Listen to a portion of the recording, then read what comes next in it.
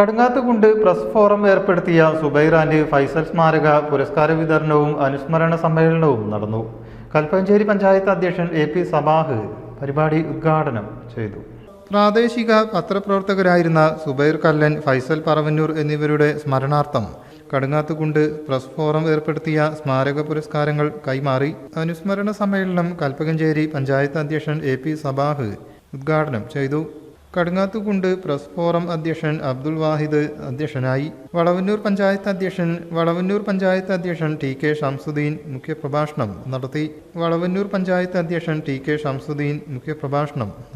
CP Radhakrishnan അനുസ്മരണ പ്രഭാഷണവും നടത്തി. KJU ജില്ലാ അധ്യക്ഷൻ VK റഷീദ്, രമേശ് ആദവനാട്, N അഹമ്മദ് കുഞ്ഞി, T Mujeeb, NP Rajan, PK Abdullakutty, Jamshida, Khamarunnisa, KM Haneefa, AKMM Majeed, MP Venugopal, KNA Gafoor, P Ashiq, Suti Kamal, K Shameem എന്നിവർ സംസാരിച്ചു. കൽപ്പകഞ്ചേരി GVHSS സ്കൂളിൽ നിന്നും ജേർണലിസം കോഴ്സിൽ ഏറ്റവും കൂടുതൽ മാർക്ക് വാങ്ങിയ TP ഫാത്തിമ ഷഹദ, വിവിധ പരീക്ഷകളിൽ ഉന്നത വിജയം നേടിയ രോഹിത, ഫഹിമിത, റിഷാൻ എന്നിവർ പുരസ്കാരങ്ങൾ ഏറ്റുവാങ്ങി. പഞ്ചായത്ത് അധ്യക്ഷരായ AP സബാഹ്, TK ഷംസുദ്ദീൻ എന്നിവർ പുരസ്കാരങ്ങൾ കൈമാറി. അനിൽ വളവന്നൂർ സ്വാഗതവും റാഫി പൊന്മുണ്ടം നന്ദിയും പറഞ്ഞു. News bureau, Tirur.